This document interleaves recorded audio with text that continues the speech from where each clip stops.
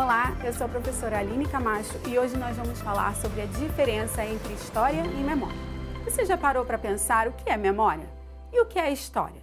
Imagino que iriam responder que memória é um jogo ou que são lembranças e que história é uma disciplina que se estuda na escola ou que são contos com lugares fictícios. Enfim, se você pensou assim, não está errado, mas aqui, nesse contexto, temos outros significados e funções. Vamos entender melhor? Primeiro precisamos entender o que é memória. A memória é uma reconstrução do passado, feita de forma parcial e limitada. Por quê? Porque ela não faz análise crítica de fontes, que são documentos, fotografias e objetos. Sendo uma espécie de recorte, ela pode ser utilizada com interesses políticos, econômicos ou por ideologias do presente. Pode ser passada para as gerações seguintes. Observe as imagens do Paço Imperial em tempos diferentes. Se for do interesse ideológico de alguém, a pessoa pode dizer que na primeira foto não havia escravidão, por exemplo. A memória pode ser individual ou coletiva. No caso da coletiva, ela age de acordo com interesses particulares do conjunto social, reforçando a ideia de pertencimento, integração e de continuidade. Compartilham, então, fatos do passado sem senso crítico. Portanto, pode ser um instrumento utilizado para lembrar-se do que se quer e esquecer os fatos que não importam para determinado motivo. Mas o que isso quer dizer? Como exemplo, posso lembrar-me de fatos do meu aniversário de 8 anos e narrar a minha festa. Posso pedir também aos familiares e aos amigos que narrem a mesma festa e cada um irá narrar coisas de seu próprio interesse. Logo, teremos memórias de cada um de acordo com perspectivas diferentes, pois cada narrativa é conduzida de acordo com as vivências de cada um. E a história?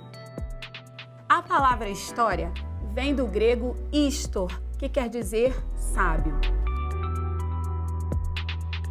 O conceito de história é um dilema, pois uns dizem ser a ciência responsável por estudar acontecimentos do passado e outros, como o historiador Mark Bloch, que considera que a história é a ciência que estuda o homem e a sua ação no tempo. E quem faz esse estudo é o historiador. Para você entender melhor, vamos continuar pensando em minha festa de 8 anos. A análise das fotografias, dos relatos dos parentes e amigos, nos faz analisar o que aconteceu num todo, não permitindo que apenas a minha narrativa seja a verdade absoluta. Logo, a história é a crítica das fontes. É o uso de teorias, a análise de interpretações do passado. A gente faz história através da análise das fontes históricas, isto é, das cartas, das fotografias, de diários, entrevistas.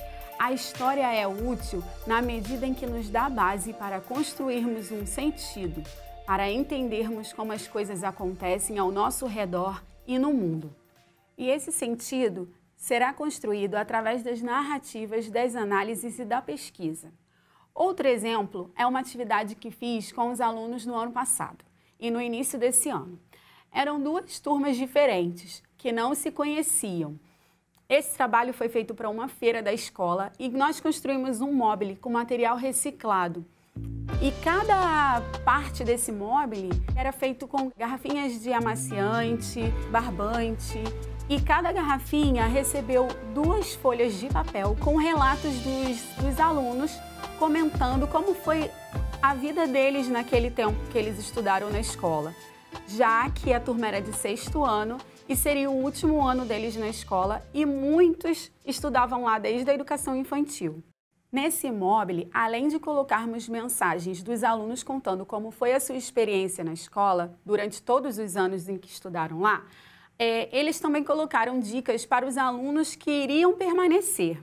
Essas dicas diziam de como seria o 6º ano, como eles vivenciaram aquele ano, quais foram as experiências boas e ruins e também falaram da professora.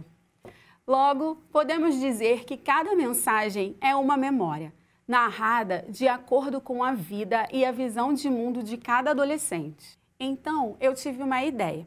Depois que nós apresentamos o trabalho na escola, eles guardaram o mobile, né? E eu acabei utilizando esse ano com a turma nova. Por quê? Eu pensei dos alunos fazerem uma análise sobre todos os relatos dos alunos do ano anterior. Então, a turma nova foi dividida em grupos e cada grupo recebeu algumas mensagens para serem analisadas. Eles deveriam montar um perfil da turma, tirar conclusões das narrativas. Podemos dizer, então, que essa construção, essa análise, é a construção da história da turma 1602 do ano letivo de 2019. Outro exemplo é o Egito Antigo. Veja as narrativas sobre o Rio Nilo. Vamos olhar no slide. As águas do Rio Nilo provêm do Nilo Azul, que nasce nas terras altas da Etiópia, e do Nilo Branco, que se divide no emaranhado de regatos no Sudão Meridional e se origina no Lago Vitória, no centro da África. No Egito, a água do Nilo alcançava o nível mais baixo de abril a junho.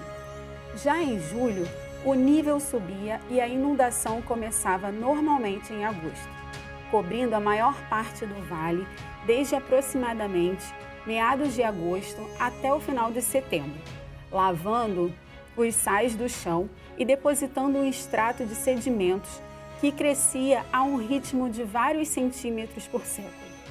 Depois que o nível da água baixava, eram semeados os plantios principais em outubro e novembro, que, segundo a espécie, amadureciam de janeiro a abril. Esse texto é de Malik Baines, do ano de 2008, e agora a gente vai fazer a leitura do próximo texto. Hino ao Rio Nilo. Salve, ó Nilo, que brotas da terra e vens dar vida ao Egito. Misteriosa é a tua saída das trevas, ao irrigares os campos criados por Ra. Tu, inesgotável, que dás de beber à terra. Tu crias o trigo, fazes nascer o grão, garantindo a riqueza dos templos. Se paras a tua tarefa e o teu trabalho, tudo o que existe cai no desespero. E espalha as tuas águas, ó Nilo. Percebam que os dois textos falam sobre o mesmo rio, mas aborda de formas diferentes a questão da inundação.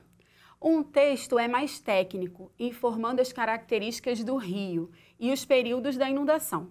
O outro coloca o rio como sagrado, como se ele fosse um deus. Portanto, através dessas narrativas, no caso as memórias, podemos criar a história analisando os documentos e assim compreender como os homens daquele tempo viviam. Eu vou deixar agora para vocês uma atividade bem especial. Entreviste as pessoas que moram com você ou os seus vizinhos.